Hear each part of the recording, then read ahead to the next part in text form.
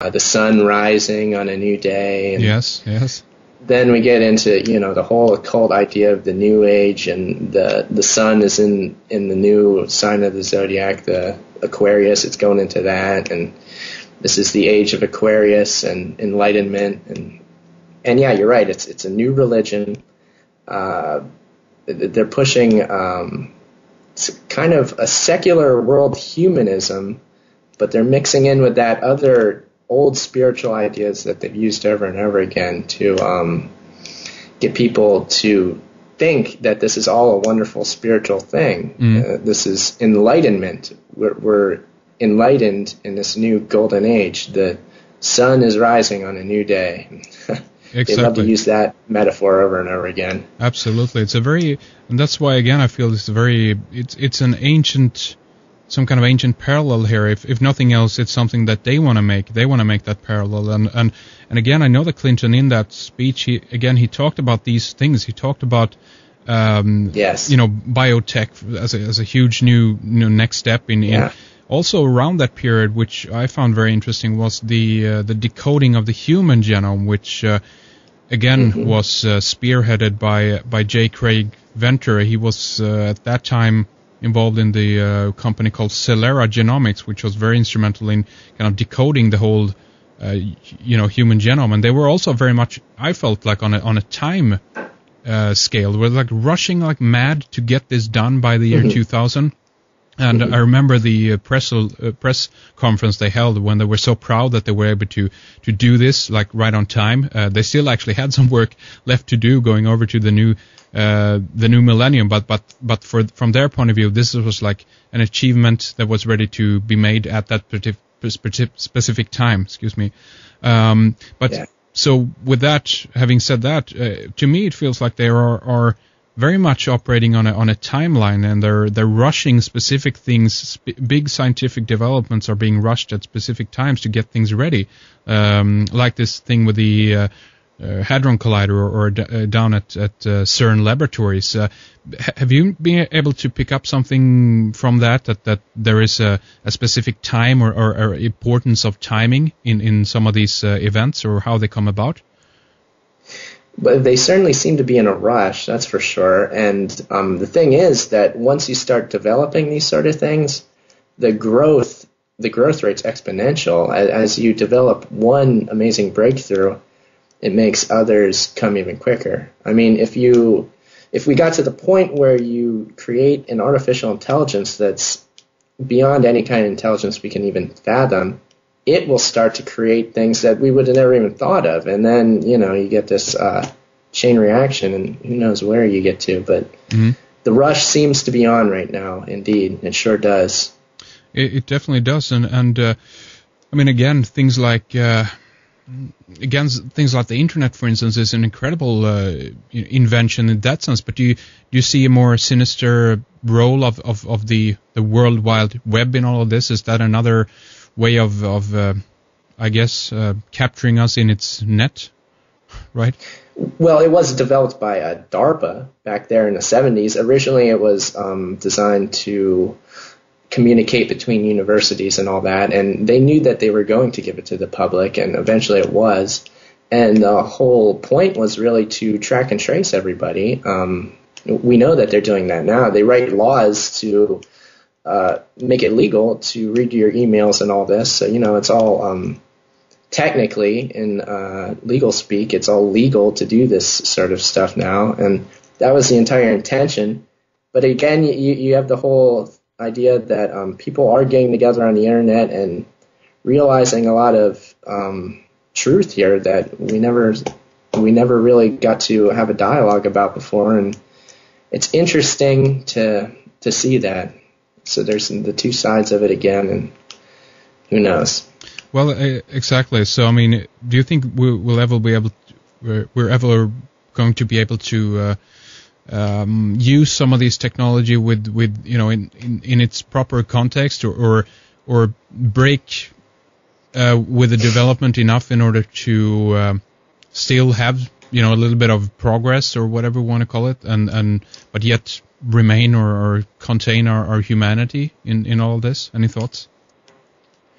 Well, yeah, that's a good question. We at least have to try. We have to insist that we keep our humanity, and we got to understand the dangers of implantable microchips and depending on machines totally and becoming machines ourselves. I don't see that merging with technology as any sort of solution, but using technology to an extent, yeah, I can be fine with that. And the idea of using these technologies as some sort of perverse weapon and people kind of developing their own ways of using it in sort of household laboratories, that's spoken about a lot of times in these papers too. Mm-hmm. And what they expect that to happen. Okay, really? And what are we approximately? What are we talking about here? People who make nanomaterials and release, or are we talking about biowarfare, or? Pretty much anything, yeah. Anything. I mean, this technology is so vast. I mean, who knows what you're gonna developing? You know, a chemical warfare, biological thing, and again, that would be a great thing to tag on someone that's a so-called terrorist. Right. You say, look, this guy made up his own strain of biowarfare in a lab, and now it got out, and we've got this plague, and it was this little guy here in Wyoming that did it, and the government's got it all under control, so we're okay now. So you got to think of it in that context as well. It'd be a good excuse to it's 9/11 all over again, basically. Well, exactly. I'm glad you brought that up, because that's a big point here as well. I think that they're gonna probably if they do want to release some of this.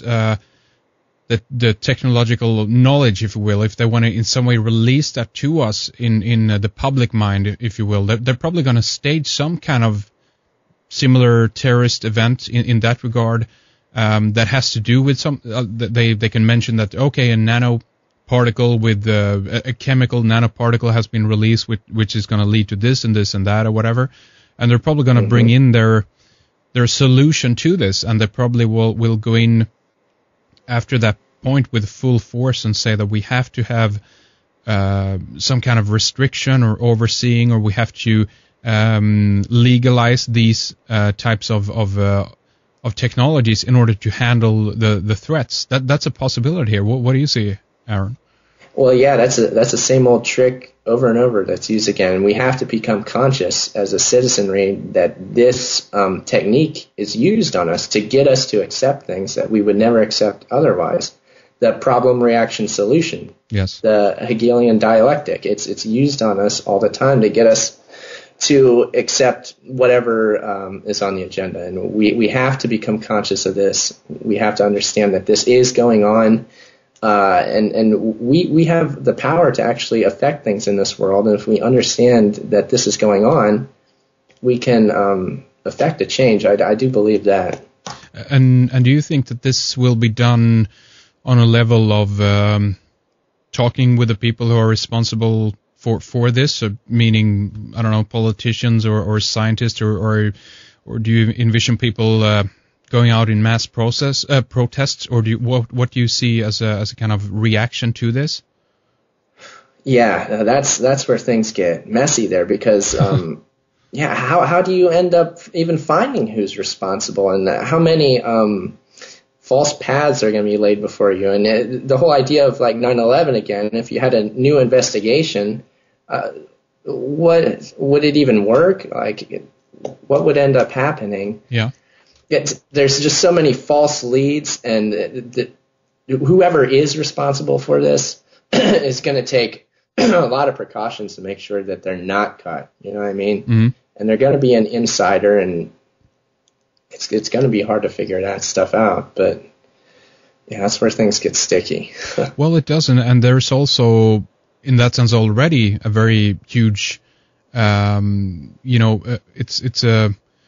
it's a big difference here, so to speak, because in many cases we're talking about people who have they're highly scientific oriented in their minds. They have access to technologies and equipment and tools that we do not have, meaning that, I mean, already, for instance, we can talk about things that have been speculated about when it comes to nanodust or nanoparticles. They have apparently RFID tags as small as dust particles, basically, which means that we could actually be breathing this stuff in at this moment. We don't even know about it. You know what I mean?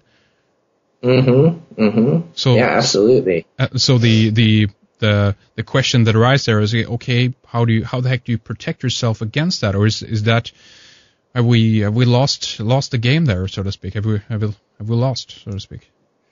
Man, well, we have to assume that we haven't and do everything that we can. And I don't really have all the answers there. All I can say is that we have to understand that this is reality.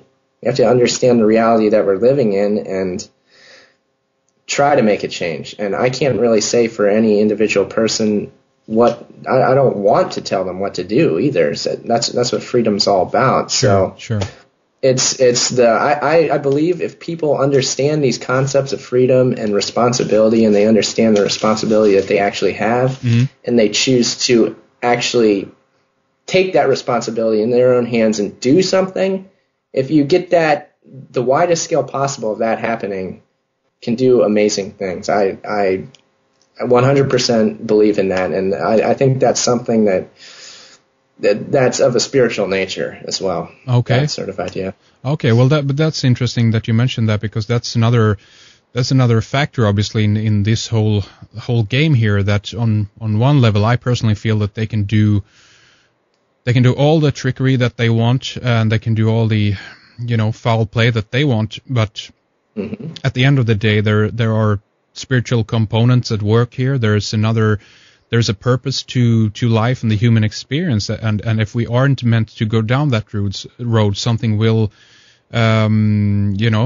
guide us in the right direction or right path. And if that means that a certain few people just avoid this altogether, while the new system that they've created actually collapses and these people can start over again or what have you, that might be one solution here to that problem, so to speak. But when you mention a spiritual force, what do you want to elaborate on that a little bit more? What do you have in mind when you mention that?